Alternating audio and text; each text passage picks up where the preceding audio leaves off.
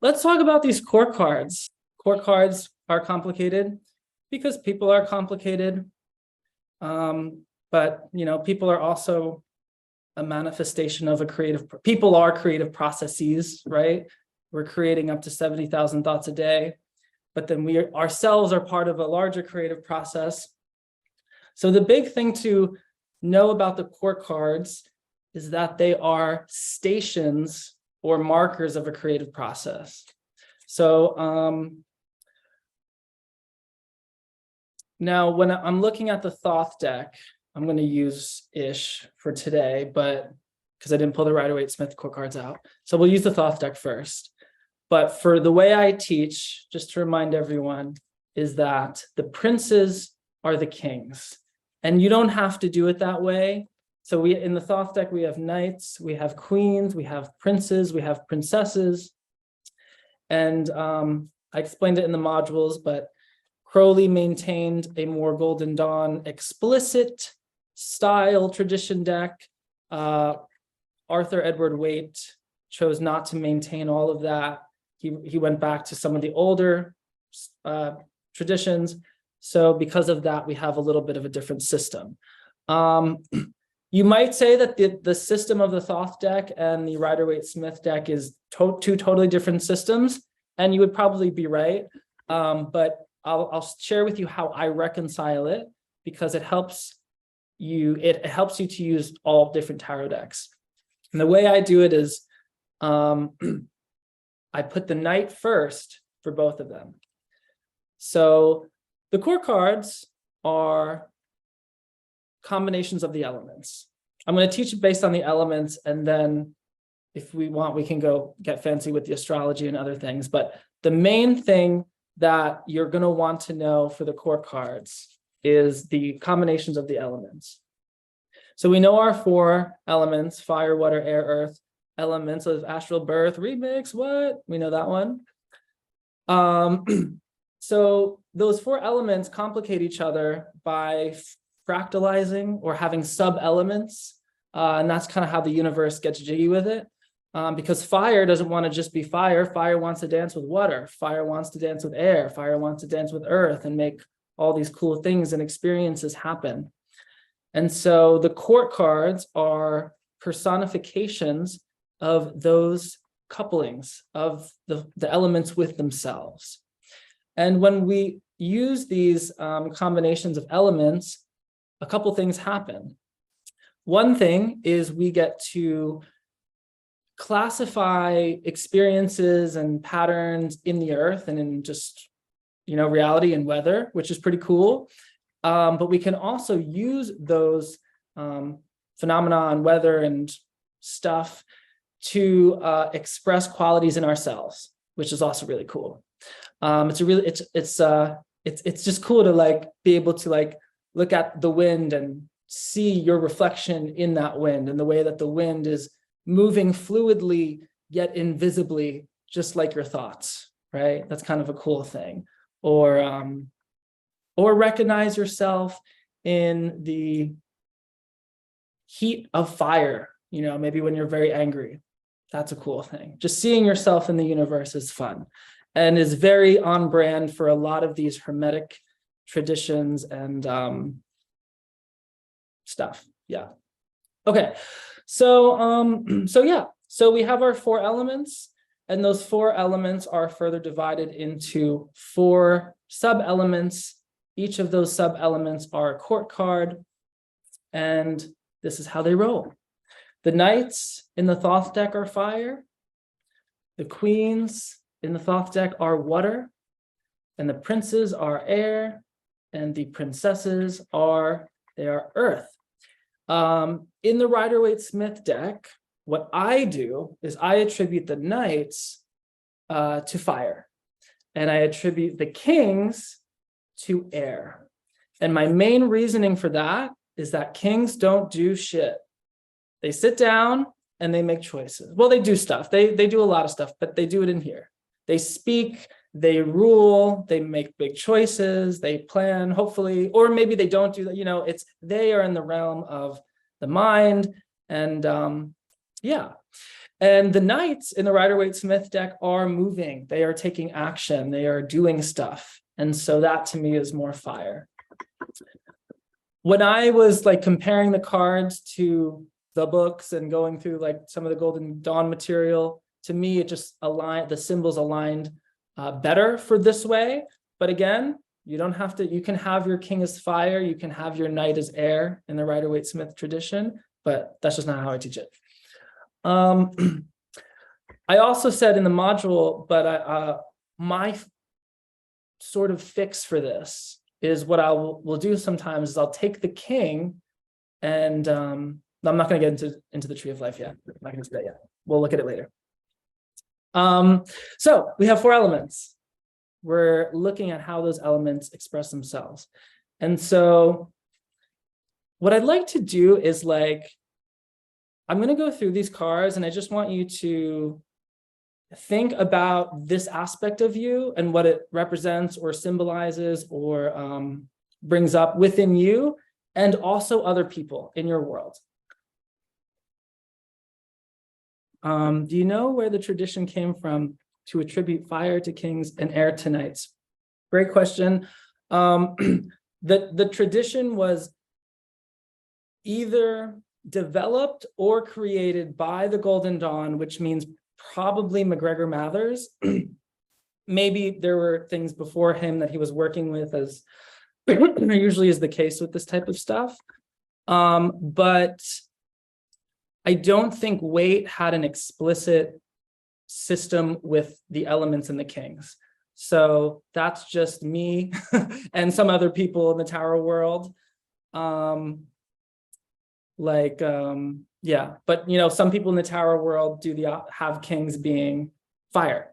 For my purposes, I found that the Rider-Waite-Smith deck for me lends itself really well for divination and detail.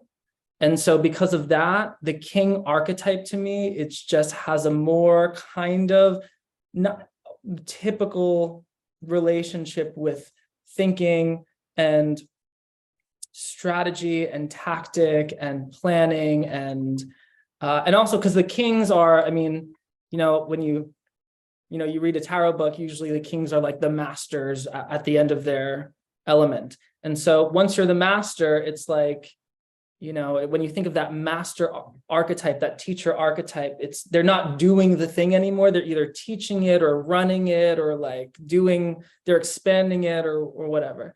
So that's my airy king thing. And the fiery knights are like, hell yeah, let's do this. I want to take this into action. I want to learn. I want to have fun. Waite was under oath from the GD to keep certain things secret. So he used slightly different association for fire and water.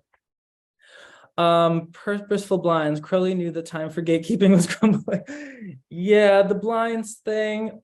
A note on blinds. And this is, yeah, well, y'all know I get heretical all the time. So it doesn't necessarily mean it's true, but a lot of the Western esoteric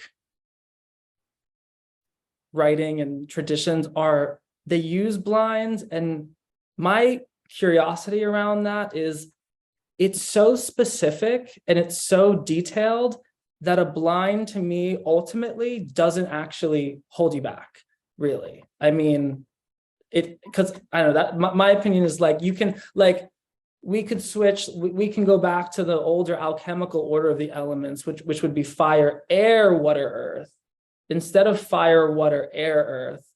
And still, I find we're doing the same thing. It's about how you use the symbol.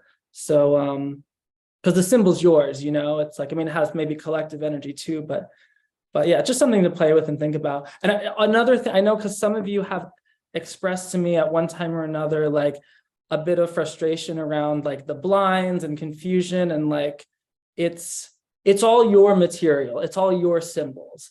So as you're going through this material and this course, and again, I know it's a lot, it's like, you know, chew on the symbols, integrate them, digest them, make them your own. It's not like I don't know. It's not like there's this crazy big secret at the end of the world that the Illuminati is going to open up to you. And if it is, it's probably like sex or something. Like and maybe there is, you know, I don't know. I'm no Freemason, or am I? But it's it's the stuff, you are the consciousness that's working with this stuff. So all of this stuff is coming back to you. It's all a paradigm, and you use whatever paradigm works for you. Beautifully said. It's all ways of describing something we can never understand. Yes. Oh, beautifully said. Yes. It's all exactly. It's all the play of Ein Sof. Let's start with the element of fire and see what fire does. So we know that fire is, and again, if you're feeling like I'm gonna be working a little bit slower today and more chill. So if you're feeling like you want to go crank it up a notch or accelerate as I'm going through this stuff, let your mind run through all the associations, and that can be really fun. Just like go to the astrology, go to the Kabbalah, juggle the Hebrew letters, do some what's it called, gematria, and figure out the secrets of the universe. But yeah, so we're looking at the Knight of Wands, and so this whole suit, we're looking at fire, and we know that fire is, we're doing this zigzag. So it all comes back to a zigzag. And the zigzag, well, that's one way to express it. There's this neutral nothingness, Ein Sof, and out of that nothingness, it's like a record, and then you record scratch it.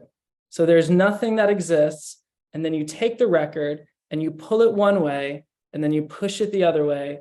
And that balance of back and forthness, that balance of this or that, is what starts creating literally the rhythm of the universe. I mean it not poetically, but I also mean it like kind of the experience of duality. And then that duality continues to develop into everything we experience. Through the tree of life, or the tetractys, or the numbers, or the tarot, however you want to, whatever map you want to use. And so the court cards are showing that dance of back and forth of opposites that, again, come out of this perfectly balanced no thingness, or if you want to apophatically or cataphatically, it would be everythingness, Brahman, truth, absolute, whichever floats your boat. Okay, so we see that dance between the knight and the queen, and we see that dance between the prince and the princess. So the knight and the queen start this dance, and remember, we're in the element of fire right now. So out of this no thingness, out of this complete balance, the universe gets excited because it becomes self-aware. And in that self-awareness, or you might say in the inspiration to create, or you might say in the primum mobile, in the first mover of the first moment, first movement of the universe, first swirlings, out of that comes this super inspired divine activity. And that divine activity is so reckless and so like there's no logic, there's no reason. It's pure creation, pure let's freaking do this, lights, camera, action, I am ready. And that's our Knight of Wands. And the Knight of Wands I'm going to share with you this. The Knight of Wands in our Tree of Life is connected to Chokmah on the Tree of Life. And I'm not going to work on too much of this in astrology, but just so you know, our knights are on Chokmah, our queens are on Binah, our princes are on Tiferet, and our princesses are on Malkuth. So that knight gets really excited, and not only is he the first guy to show up on the scene, but he's also in the first element. So he's supercharged. And his elemental attribution is the fiery aspect of fire. So fire of fire can be interpreted as lightning. I did interpret it as like plasma, or just like the energy even before fire, but it's like the very beginning of the very beginning. So when you think of that, you can apply that to a person, and you can see somebody and also yourself as having this aspect of divine, unscrupulous, chaotic inspiration. There's no responsibility. There's no reason. It's complete divine madness. And it's beautiful. It's great. It just is, right? So the Knight of Wands has been described as someone who is unpredictable and chaotic, but also generous because he has that divine spark. So yeah, I find this to be, I kind of want to pull up, I was talking with my, where is this? Let's see if I can find it. I was talking with my lover the other day, who is an actor, and I don't go outside, so I really don't have any pop culture at all. I do about 1 or 2 things well, and everything else I don't know anything about. But my lover knows a lot about a lot of things, and he knows like every actor and actress in the world, like almost personally, probably. And so I was going through the court cards with him, and he was telling me the actors and actresses that could be these court cards. And for the Knight of Wands, he said Hunter S. Thompson, which I don't know, he's that guy who did the Fear and Loathing in Las Vegas. So big Hunter S. Thompson vibes, I guess. But yeah, I always think Knight of Wands, I love the Knight of Wands. He reminds me of all like these free, super loving, fire spinning hippies I used to hang out with that were like world travelers. They would go to Burning Man and like very like, but you know, beautifully chaotic, like who knows where I'm sleeping tomorrow, but it's the present moment, you know, it's cool. But yeah. So the Queen of Wands comes in and says, okay, where are you sleeping tomorrow? Because we want to continue the life, right? We want to keep this party going. So maybe we should figure that out. So the Queen of Wands comes in and is the watery aspect of fire. And so it offers, just like in the Tree of Life, just like in the patterns we've been looking at since module 1, this back and forth nature, it offers form to the force of the night. Now, the Queen of Wands is still fire, but she's the watery aspect of fire. So we might interpret that as the beauty of fire, or the form of fire, or the fluidity of fire, or the movement of fire, or the spectacle of fire. And when I'm speaking in these, I'm talking about these elements which are abstract, really bring them into yourself and look at yourself and say, okay, where in me is the spectacle of fire? I know it sounds kind of weird, but like we all have that, you know, we all have a spark in one area of life or another. And you're going to notice some court cards, you're like, oh, this is so me, I feel that. And notice that in you and also in other people. But notice that she's got her shit together, though, not like me. Oh, well, I would say if you can see the shit that she has together, you have yours together as well. But yeah, so our Queen of Wands rolls up, and she in the Tree of Life is connected to Bina, and Bina is form. And the form gives form to the fire. Bina gives form to Hokmah. Remember, you can, if you want to tie it to module 1, there was a slide where I was talking about the running and returning, which is the going back and forth between Bina consciousness and Hokmah consciousness. You might compare it to that. But yeah, so when you combine the ideas of water and fire, you get emotion of water, and you get the creativity of both. But remember that water is a creativity that is more passive, in the sense that it is a collaborative creativity, and it is working with something, usually working with somebody else. So in that creative endeavor to work with somebody else, we get the Queen of Wands, who pulls in energy and makes something of it. Let's see, what else can we think about with the Queen of Wands? Yeah. So again, form, right? Water, Bina, form. Form with fire is also beauty. And so the Queen of Wands is also oftentimes describing somebody that's beautiful, attractive, charismatic. So we have our classic duality of force and form coming out of fire, coming out of the archetypal world of Atziluth, and then the image of that, the intellectual image of that, is the prince.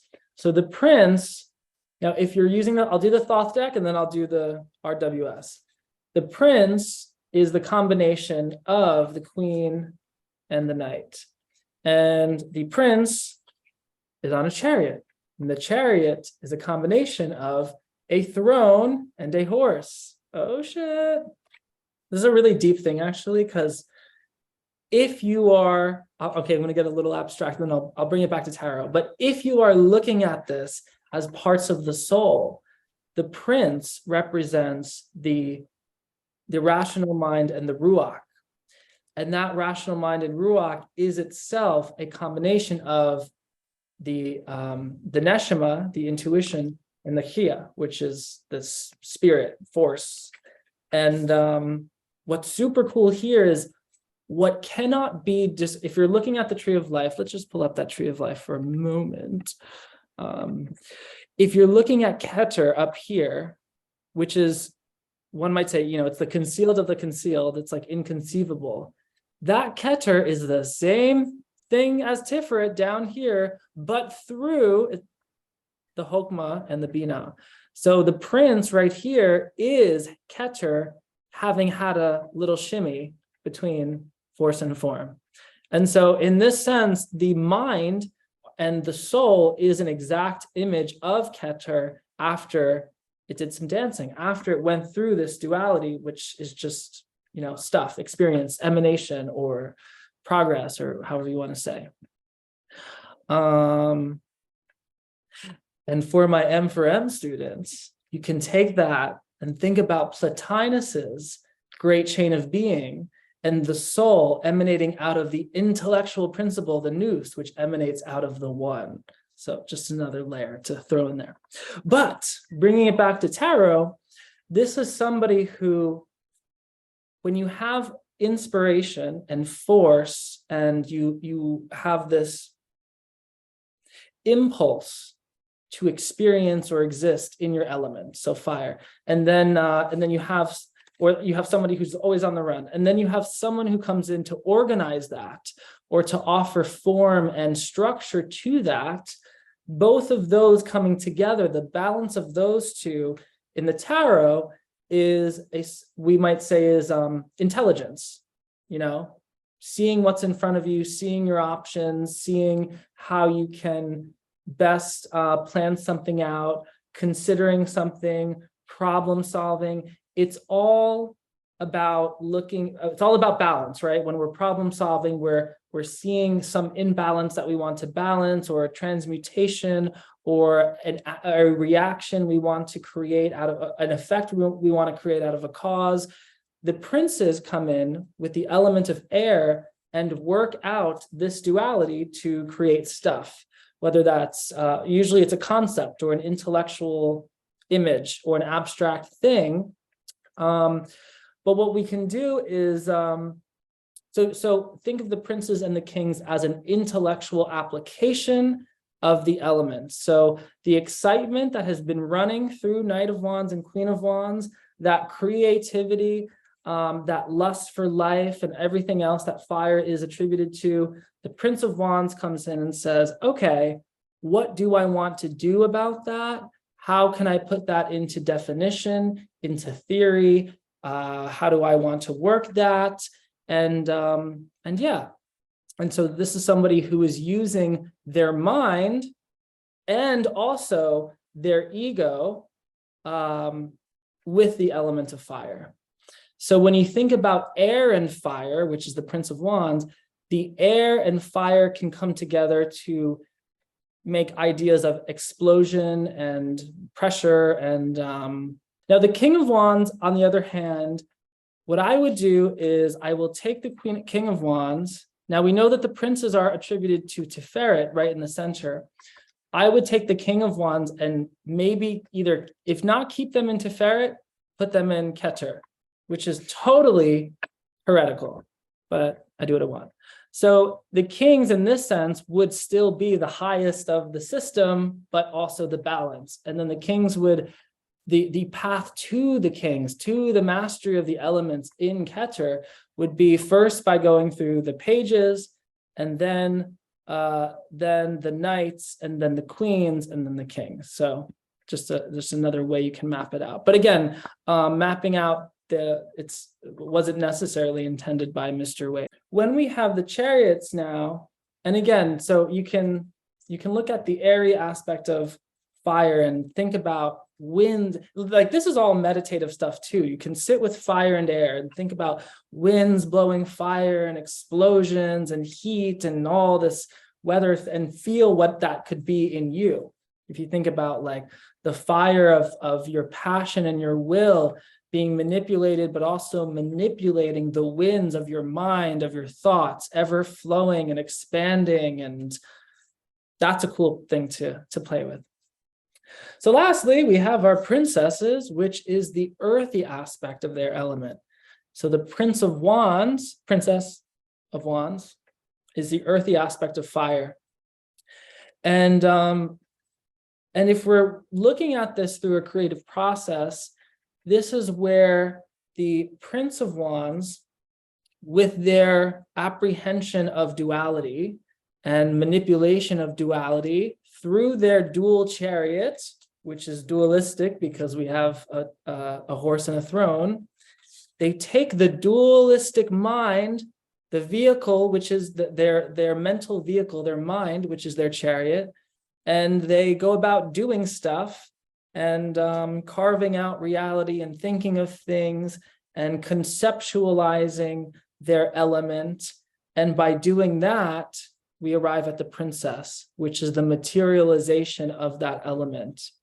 So our ability to even, so the princesses are the physical results of the mental results of the of the mental causes of the even more abstract causes of a process. So the princesses are like the real experience of the intensity of fire, if that's like manifested anger or manifested passion or manifested lust. It's like embodied. It's like absolutely, you sense it, you experience it. And yeah, but it's only lust and fire and anger because the Prince of Wands has conceptualized it to be so, because he has the power of the queens and the knights. Now in divination, what we can do, and think about yourself as I go through this, is what is the earthy aspect of fire? I think Crowley compares it to fuel and the flammable stuff in the earth. So in that sense, it's kind of like the earth with this potential to erupt and explode, and like the princess is very flammable. So it's earth and fire coming together. So in this sense, you could think of someone who is like the earth, aspects of the earth that are flammable, that is just itching to have this chemical reaction, or like itching to just be part of the process of nature or accelerate that process. And so there's almost this inert quality, embers in a fire that no longer has a flame. Oh, that's beautiful, yeah. And so we have her in Super Saiyan mode, just like rejoicing and giving all of herself to what? To a yod. The yod being the letter of fire in the system, being the first letter of the Tetragrammaton, which is our 4-letter word, name of God, that also describes 4 elements and all other things connected to 4. So this is like your inner fire, but also your naive fire. It's, yeah, all of that stuff. Okay, so let's do, I think combustion he also talks about. Let's go on to another suit. So in the suit of water, in suit of cups, we're looking at emotions and feelings and relationships and people, and more of a passive creativity, where it's not so much about this being that it's water, it's not the first element. So it's not this impulse, this divinely unscrupulous, chaotic impulse that just happens. We're not really in the first swirlings anymore of fire. We are in water as water collectively as an element and as a family responding to what was initiated in the suit of fire. Let me put these in order. Okay. So in one way, we have Hokmah and we have Bina over here. In another way, we have the 4 Sephirot in here and the 4 Sephirot in here. But okay, so the knights, they come in with their fire and they take a fiery approach to their element. So with water being an element of creativity and emotions and connections to people, when you apply that in a fiery way, you get the Knight of Cups, who takes his cup and says, this is what I feel, this is what I think, this is what I am proposing to you, this is the beauty that I am, and enjoy it. And it's just this unbridled like energy, but not fiery crazy. The energy is one of charm and poetry and aesthetics and form, because form is going to be a big theme in our family of water, because our family of water is connected to form, fire is connected to force generally, right? So he has the force and the energy of fire, but manifesting and showing up as water. So this is like waves and the forces of the ocean and dissolution. So the force of water. So think about waves and that fiery quality within water and how that can show up within you or within other people and all that. Then you can say like somebody who's potentially even a little forceful with their emotions or brave with their emotions. The Queen of Cups is a double water. So she is the watery aspect of water. And she is someone who comes in, and you always gotta like, I love these extreme cards, the ones that have double elements. So the Queen of Cups being water of water is someone who already has everything that is water: emotions, intuition, patience, passivity, maybe even peace to a degree. But then the water of that goes even deeper. So the Queen of Cups in this situation, you might think that water of water is like the depths of the ocean, the super still, quiet, dark depths of the ocean. And in that, like totally saturated with water, totally like drowned, totally pervasive water, there is this this depth, this peace, but also this awareness, this the Queen of Cups she's very psychic, she's very sensitive, she's very healing, she's very nurturing, right? Because we have double water. Water is all emotions and feels, and it's all about people. So she's very focused on people, and Crowley says she kind of brings to the person whatever they are, she can kind of reflect that to them like water. So meditate on that deep watery energy there. Prince of Cups comes in with the airy aspect of water. And so we have this water which is deep and reflective and intuitive and relational and form-oriented. But when we bring in air, which is a little bit more violent, a little bit more unpredictable, a little bit more capricious, like the mind, we get the Prince of Cups. And he is taking that unpredictable, kind of a little bit scatterbrained nature of air and applying that to his water, to his emotions, to his feelings and the depths of his psychology. And from that, we get a lot of art, and music and philosophy and lots of cool stuff. So intellect plus emotions. So yeah, I used to love the Prince of Cups. Total hipster, you know. He's very much like, oh, it's a band you haven't heard of kind of person. But he's cool. He can be like multidisciplinary. He's got the intelligence and the wit and the curiosity of air, but then he always brings that into an emotional endeavor or like a self-reflective kind of thing or healing or in his relationships. Yeah. And now we have our Princess of Cups. And our Princess of Cups is the earthy part of water. And so what happens is the way I approach the Princess of Cups is the second best movie of all time. If the best movie of all time is Everything Everywhere All at Once, the second best movie of all time is Frozen. I know you didn't think I was going to say that. Frozen is like I find it so Aleister Crowley thelemic. I think it's such a good movie. You don't have to watch it if you haven't seen it, but when I went on that Frozen ride in Disney, I almost cried. It was so beautiful. But this is Elsa, okay? Like this is Ice Queen, right? So we have water. The earthy part of water is ice for one. It's also water's ability to give and manifest as life. So,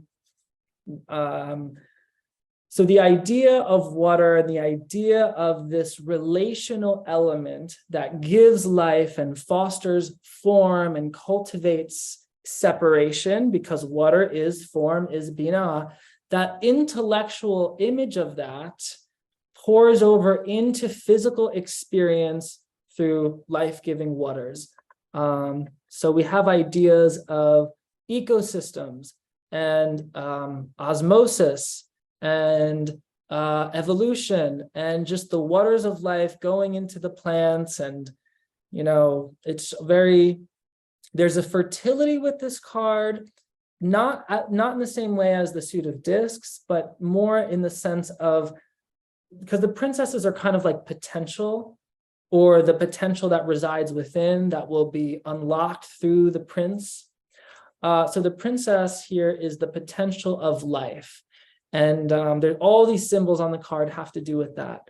But let's say you're thinking about a person or an aspect of you that has the groundedness of the earth, or let's say there's a stillness in the earth element, because princesses are earth, but then there is an emotion or creativity with the water element. So what this shows me is somebody that's sitting and still and peaceful, and yet the waters of her creativity are running, are flowing. And so this is someone who I always jokingly kind of describe this as an aspect of my childhood, the sensitive type, you know, the type that doesn't play, the boy that doesn't play sports, but wants to like read stories and play with Barbies and like play pretend or something. I don't know. That's my Princess of Cups association, one of them. But yeah, this is like, you have the princess, you have the body, you have the nefesh, you have all of those attributions of the subconscious running, which is keeping your body alive in this present moment. And then you have the fluid waters of the imagination. So there's something very meditative about this princess, but very introspective still. You know, she's not the prince where she's like, okay, I'm going to take air and I'm going to think about it and propose ideas and move the water with these winds. She's like, no, I'm just going to keep this water in a lake. The water surrounded by the earth, peaceful, not moving, chilling. And what happens when you have water being left for a while? Weird life starts to happen, right? And that's very much her. She's kind of a little bit like the Empress in that way. She is all about life. So yeah, this is somebody who's patient, relaxed, and to themselves, but so very creative and innocent and beautiful. And then you can apply, I always see like work things for her. I always see her as like a seamstress or a designer, somebody who manifests something creative, but not like the Queen of Wands, who's like taking this fiery energy and working it actively with people. Or the Princess of Wands is like taking the grounded, the Princess of Wands is grounding a potential for something and finding its manifestation. She's doing it from a place of excitement and enthusiasm. Princess of Cups is doing it from a place of dream and wonder and kind of maybe contemplation or creativity. She's a dreamer. Okay. Sounds familiar to anybody, or I don't know, maybe. Let's look at these thoughtful swords people. They really just fuck everything up. Okay, so no offense, I love my air signs. I have air is the best. This is one of my favorite, probably my favorite. I think the suit of swords is my favorite suit of them all. Okay, so our family of swords, we know that air is the mind and is the ego, and so is going to be dualistic. The ego is always dualistic, always. The essence of ego and the lowercase s self is to divide, is to say, you exist apart from me, there exists apart from here, before and after, in and out, up and down, all of that. And that makes sense because the element of air can be said to be centered on the tree of life in Tiferet. So Tiferet with Tifereth, with the princes and the sixes are the seat of the Ruach being the rational mind, the ego. And so again, what do? They take the mind comes to exist through the princes as an expression of the duality between fire and water, between the knights and the queens, which is itself a reflection of Keter. And so for all of you in my Thoth Tarot Mastery course, which is starting in April, that's the big thing. It's +1, -1 coming out of 0. What's the +1 and the -1? Literally everything. But this map is Hokmah and Bina, which come out of Keter. Even Keter, you might say, is a subtle +1 or -1 or both coming out of Ein Sof. Okay. So, but the princes are a reflection of all of that. And so the element of air is also attributed to Tiferet, and it's kind of attributed to Yetzirah, which is the third world, which covers these 6 Sefirot. So from Hesed going to Yesod, we're looking at the element of air and Yetzirah. And so in our suit of swords, everyone is going to have some sort of dualistic quality, or is going to apply some sort of dualism in their office. So let's see how that happens. So the Knight of Swords, as always, comes first, and he is fire because he is a knight. The fiery knight, he is the fire of air, so he applies his dualistic thinking in a fiery way. He applies his thought, his ideas, his concepts in a way that is forceful like fire, excited like fire, has the divine, unscrupulous nature of fire, that capricious, chaotic, explosive energy of fire. But he has that through the element of air. So this could manifest as somebody that is excited intellectually. And that could be a lot of things. It could be a mad scientist. It can be, I always think of like a lawyer. I used to work for a lawyer who was like such a character. Like, it was very dark. Law is so dark, like lawyers are just always in cahoots with judges, and it's always this horrible mess. But it's so exciting. Like, it's so like, and this lawyer would come into the room and he would just say whatever he wanted. And he was so quick. And I mean this in the best way. He passed away. He was really a character. He was such an asshole, but it was beautiful. It was like nobody talks like that to people, especially like a judge.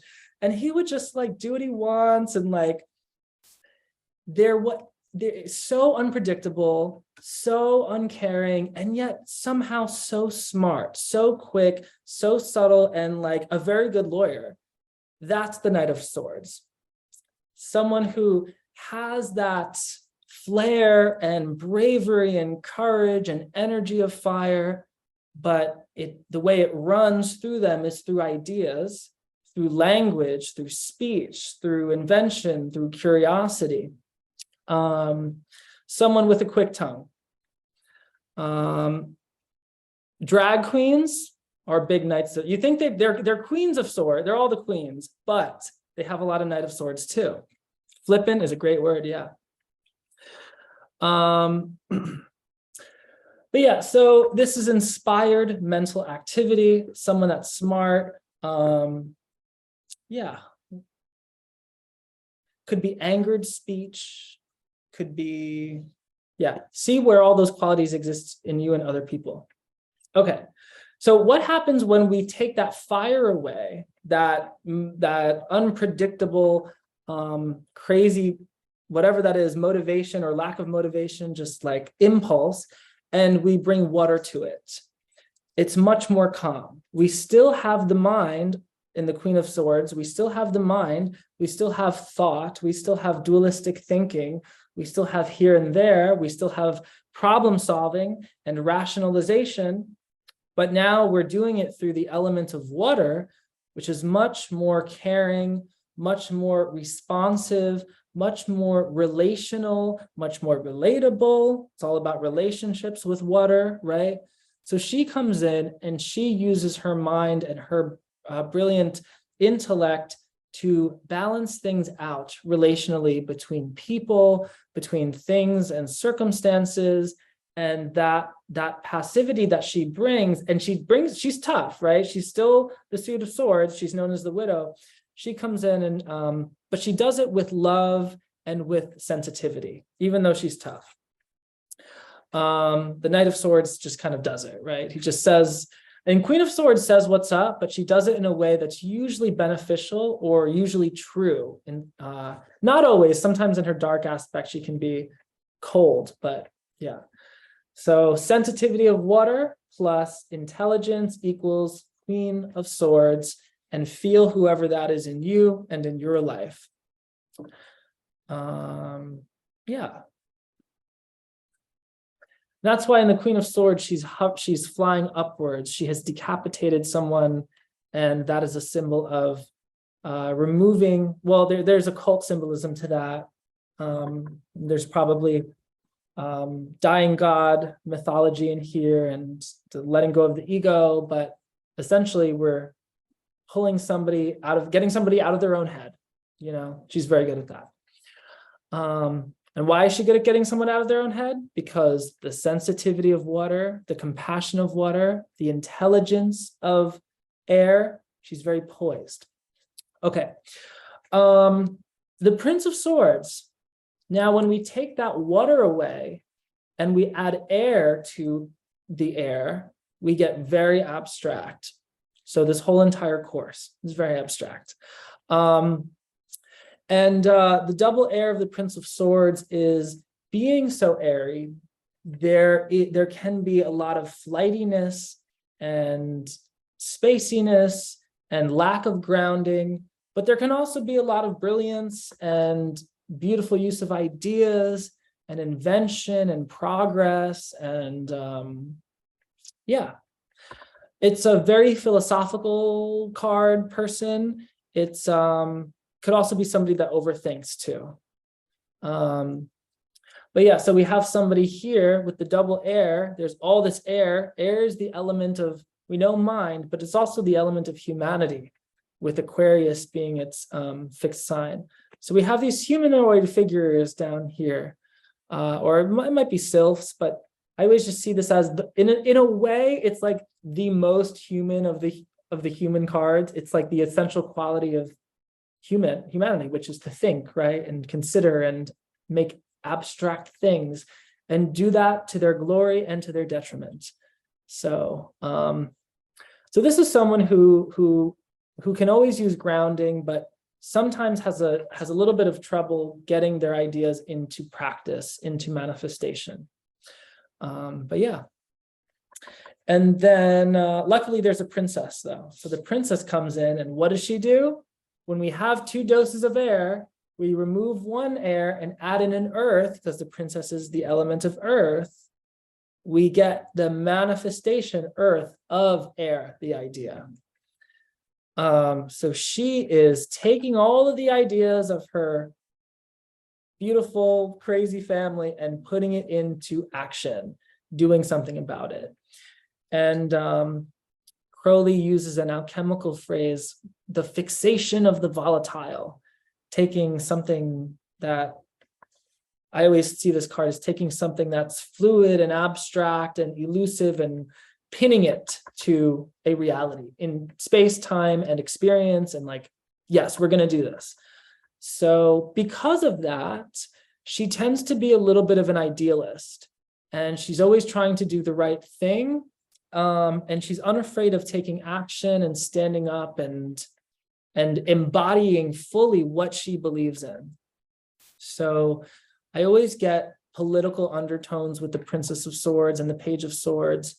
And it's like somebody that wants to get out there and enact whatever they believe is the right thing to do next in the world, in their society, and all that. But yeah. So let's move on to, and again, if you're working with RWS, you can apply the same things. I know I'm going sometimes a little bit into the symbolism here, but you can apply the same ideas and look at the card and write out how you see those elements merging in the symbolism and within you. You might have done some of these exercises, by the way. If you went through the Fastest Way to Learn Tarot workbook in level 1, you've probably done a lot of these reflections already, which is another thing you can do also if you haven't done. Okay. Any questions before I go on to our last family?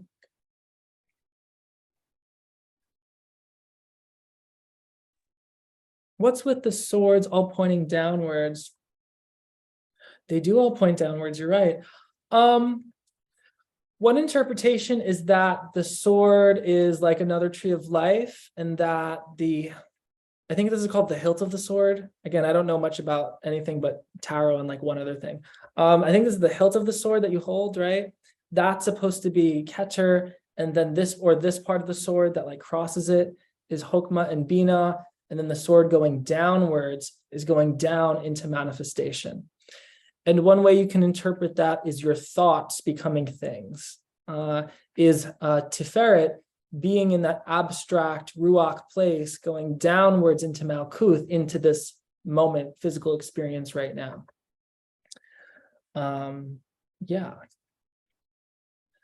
Let's go on to our last, it must be a Crowley thing. In the Golden Dawn that I have, they point up. Oh, yeah. Ooh, okay, cool. Cool. So moving on to I still have to get the Golden Dawn deck. It's been like so many years, but it's on my list. Moving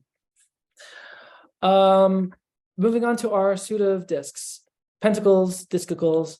We know that the element of earth is all about the physical world, grounding, stuff, sensation, and work and production, and also money. Why money? Because money is an abstract measurement of effort, work, service, value. Hopefully not always an accurate measurement, but whatever. Money is energy, right? So it's also in here as well. And so what we're going to look at here is the ways that our 4 court cards work with the earth, and work with production, and work with not just results, money, and our sensations, but also the earth as a part of the great work and the evolution of consciousness and growth of everything, right? So one big alchemical viewpoint is that everything is always getting better all the time. You don't have to agree and align with that. You don't have to resist and react to it, but it's just one thing that's pretty cool in alchemy. And the tarot, I find, maps beautifully that idea of everything, though probably very slowly, is constantly slowly getting better. I don't know, I feel that in my life. I feel that when you study history, and I don't know, I feel like there's always improvement. But it goes like this. But the element of earth is that physical manifestation, and the physical scale of that improvement. So let's look at some people. We have the Knight of Discs. This is somebody who is all about the earth and about production and about all of that. But how so? Through the element of fire. So he's a knight, so he is fire, but he is discs, so he is earth. So he applies fire in his knighthood and his vision and his and in some way there's a little bit of that unpredictable fiery nature. He's the least unpredictable of the knights, but there's a little bit of that passion, of that fervor of fire that comes in and says, okay, what are we going to do? We're going to farm. We're going to plant stuff. We're going to plant these seeds. We're going to work. We're going to produce. So he takes that fervor and he channels it literally into the ground. And so this is somebody who is very passionate about their work, about what they are making, what they are manipulating, their art, their job, maybe money, but it's much about their service. And by the way, I'm adding in what I'm actually going to recommend everyone do, especially for those that are playing with astrology and Kabbalah. Watch this over again and notice everything I say and the elements can be applied to the associated signs and the Kabbalistic stuff as well.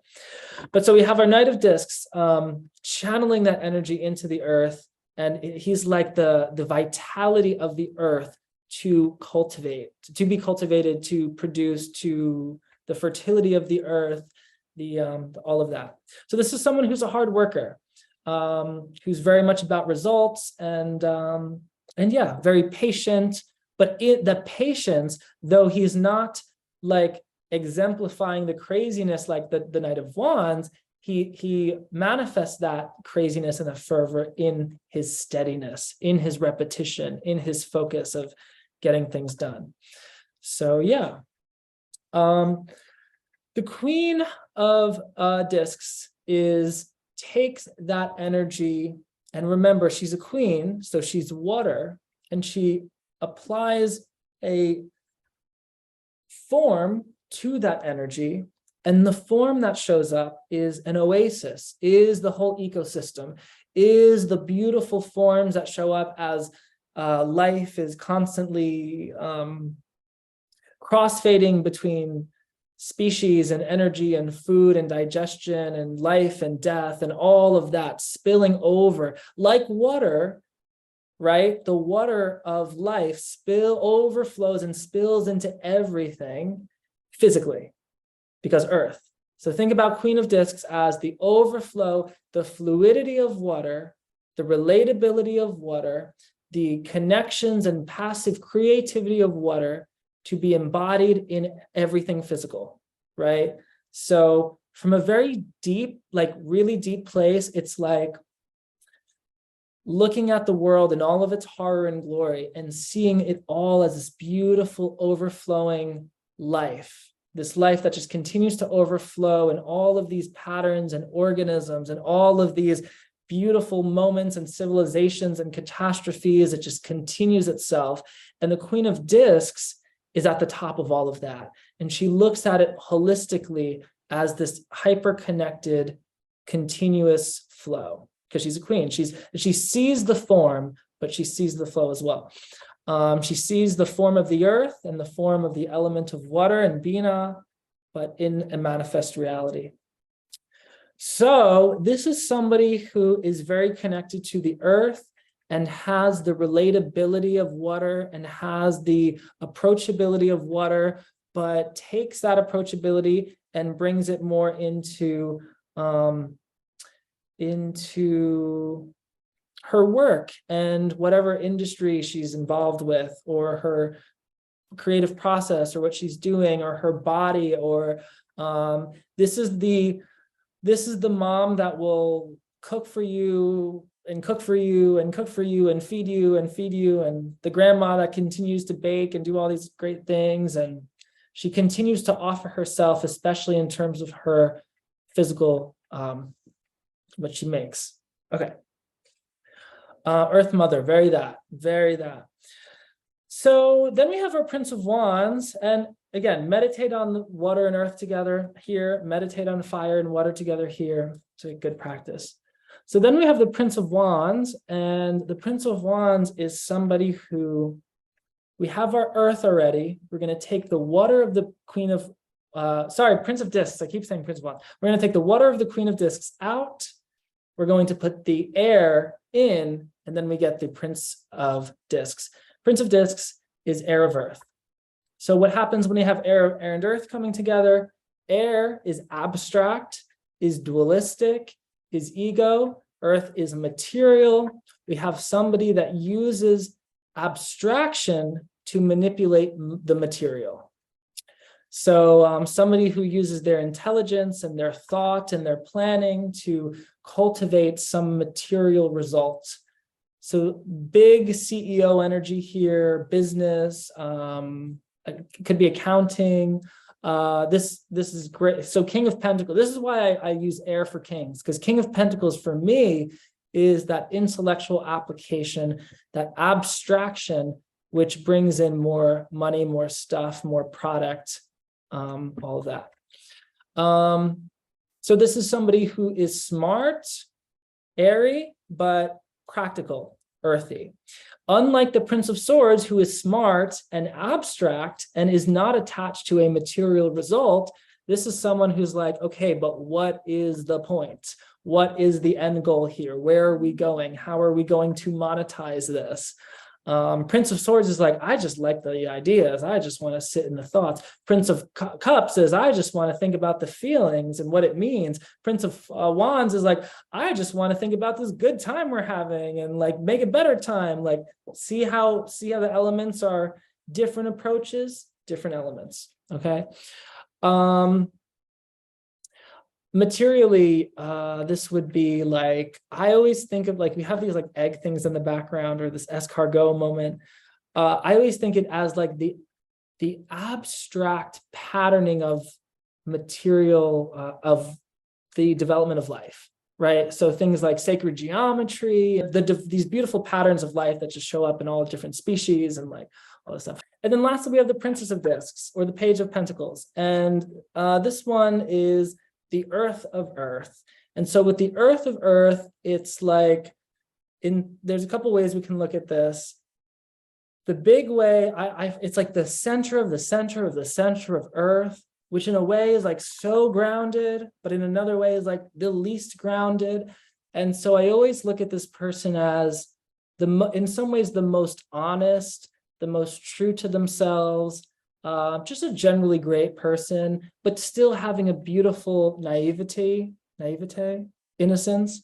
But yeah, and in the Thoth deck, we're looking at Crowley's redintegration idea, where when we get to the very bottom, we come back to the top. So I'm sorry, come back to the top. So what's cool here is when we get to the very, very center of the earth, and in some way, you know, when we work on ourselves, right? When we get to the very, very center of the center of the center of the center of ourselves, the earth of earth, what we find is the crazy, divine, capricious, lawless, unscrupulous impulse to exist that has no fear, no judgment, no reason, no whatever. It's just flowing. It's just going, right? And she has that. And the secret is, remember in the beginning of the class, I said that this pattern is a record scratch. We have the neutrality of the silence of the universe, nothing exists. And then the hand of the logos comes in and pulls the record one way, and then pushes the record another way, and starts the mixtape of the universe. This action and reaction, this coming and going, this duality that comes out of a unity. that duality is the yin yang right here. And she's like piercing even beyond it, going into the earth, but below the earth, you see the roots of the trees. So this is somebody who has an instinct of incredible wisdom. And this is also all of us, right? The part of us that has an instinct of this incredible wisdom of all of the universe and everything, but yet we are divinely unaware of it, right? Because she's a princess, page, they're naive, they're new on the scene. So that's essentially us. But yeah, you can combine the double elements of earth. Oh, thank you so much, Veronica.